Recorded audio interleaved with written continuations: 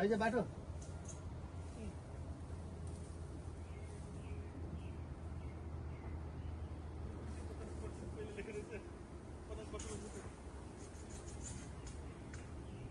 यतैबाट जाउँ न अघि आएको बाटो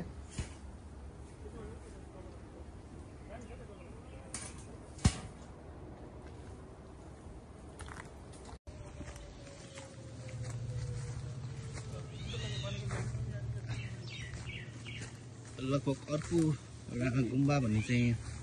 यहाँबाट चाहिँ उता फेरि रमाइलो सहर पनि देख्दो रहेछ यहाँबाट चाहिँ उता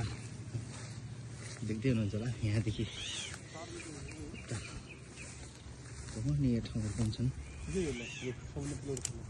यो ठुलो रुखमा यस्तो अङ्गाल मारेर उ गरौँ 300 वर्ष पुरानो यस्तो गरेर उ गरौँ सूर्य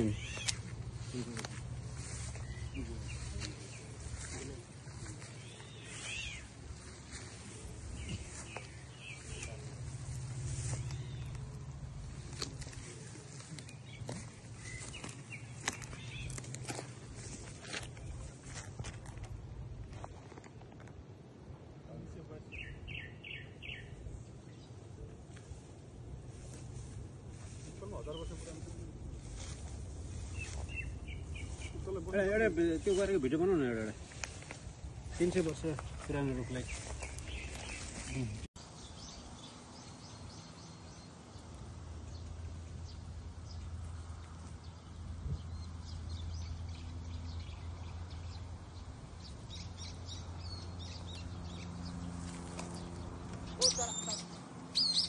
ओके हाम्रो भुपिन सर चाहिँ जाँदै हुनुहुन्छ यहाँ चाहिँ हामीले जङ्गलमा चाहिँ 300 वर्ष एकदम पुरानो रुख चाहिँ भन्ने छ यहाँ चाहिँ 300 वर्ष पुरानो रुख चाहिँ भेटेका छौँ यो रुख एकदम ठुलो पनि छ एकदम भएको ठुलो पनि छ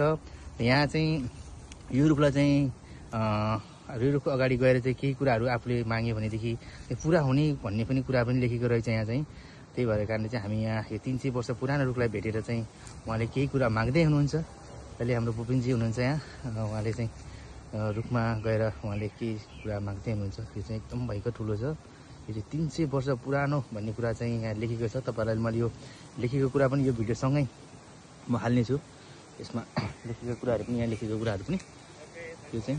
ओके सर हजुर तपाईँलाई धेरै धेरै धन्यवाद हामी आज यो एकदम धेरै पुरानो रुखमा आएका छौँ धेरै पुरानो ठाउँमा आएका छौँ यो ठाउँ यस्तो ठाउँमा छ हेर्नुहोस् यति रमाइलो ठाउँमा छ यहाँ चाहिँ एकदमै